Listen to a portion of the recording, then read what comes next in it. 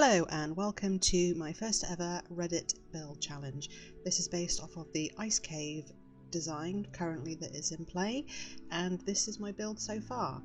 This idea came from just seeing the title of Ice Cave reminded me of the film Alien vs Predator, where they dug down into a ice shelf and found a temple inside. That's pretty much as far as the inspiration went. It just gave me an idea and something to play with. So the backstory for this particular build is this particular mountain here is unlike anything else within the region. So the villagers of this little village here believe it has special properties or is protected by maybe some special god, and that is why they have able to grow crops in this sort of environment and never get attacked by any nasties. None of the zombies or skeletons ever bother them, and they are always safe. So they've always put it down to this particular mountain and the fact that it has the special blue ice and the blue flowers that are not found anywhere else within the region. So before we go inside, I will take you for a little fly around this. This whole structure here has been built block by block. And it did take an extremely long time to do, but it was definitely worth it.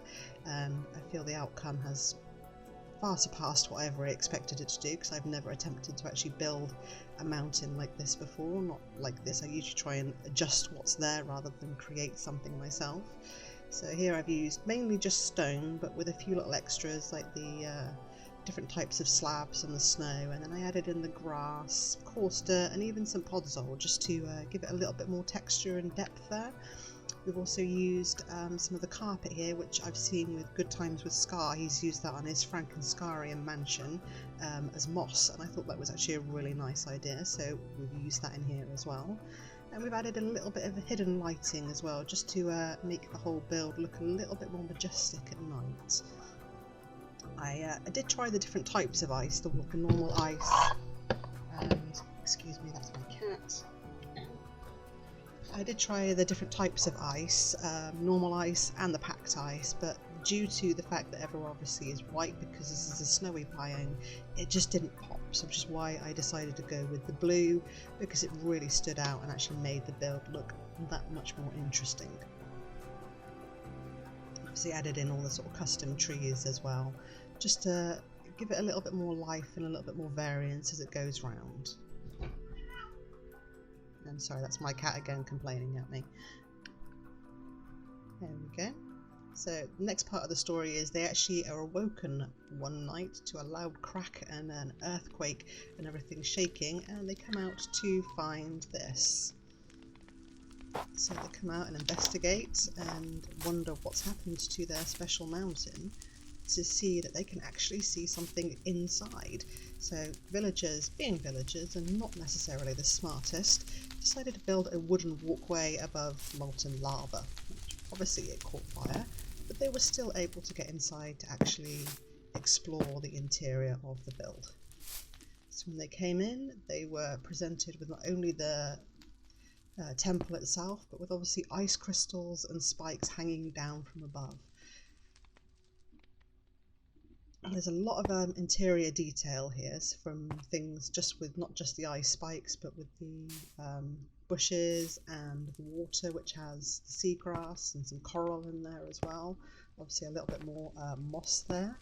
And before we actually head into the actual temple itself to have a look at that, we'll have a little wander around the outside, because there are some other things out here as well. I also added in some flowing water as if parts of the ice has actually melted. It also just gives it a little bit more sort of movement and variation inside the build itself. I do like the way the ice spikes have come out, because when you light up the blue ice, it really does seem to glow and look a little bit more spectacular than any of the other ice, and it looks really, really nice. So the first build that you actually come across when they've been walking around and investigating is this one here. And obviously whoever lives here or has lived here has been able to brew different types of potions and using magical books. So this is why they believe they've actually been protected, because there has been somebody either here or is potentially still here to keep them safe during the night. Obviously I used sea pickles as well, just to give the water a little bit more light. So if you just look up at the ceiling, See, we've used obviously the ice, but then there's sections where there's some half slabs and some fences hanging down. I haven't overdone it because I didn't want it to really detract from the ice spikes and crystals themselves, but it was just a little bit of extra detail to kind of break up all of the mass of grey, which there is quite a bit with it being a stone cave. And obviously around here we've even got some crops and things, and some places where obviously some people are living. An interesting little bridge over here as well into the final area where obviously there is armour being made. So this is what is actually keeping the villagers safe away from all of the nasty things that live in the general Minecraft world. Creepers are my worst enemies, I hate them. Obviously I've got lots of nice little trees as well, and I went with the white flowers inside just so that it didn't sort of detract away from the ice crystals and the spikes hanging down from the ceiling. And from the sounds of that, I have llama. Yes, we have a llama in as well. I'll take you around to the front of the building just so that you can actually go inside and see what is actually lurking within. At the top there, on top of the actual the temple, I was actually considering adding one of the end crystals, but I decided that that would have been severe overkill and it really would have just taken away from the ice and the way it looks like this. So I think this looks much nicer.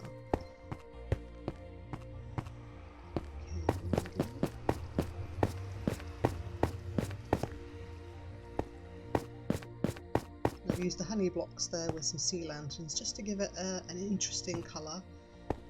Just to kind of break things up and make it look a little bit different, and obviously texturise the walls and the floors to make it look like it's obviously been here for a very long time.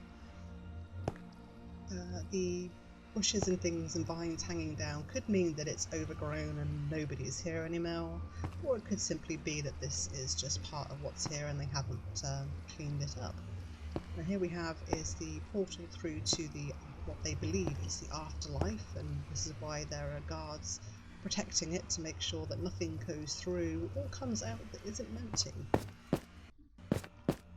Come down to the section at the bottom here.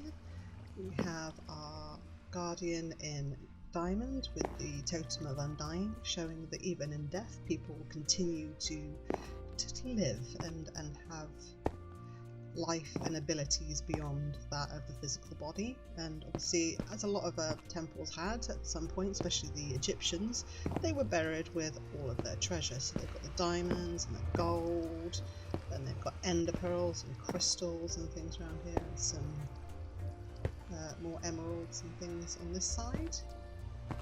And the very final piece of this is the actual burial chamber at the back, with a direct line to the underworld where the people can actually pass through and then come back up through the portal above. So once they've died and their soul is at rest and they're able to carry on, they go down through the void there, and then they're able to pass back through the portal above.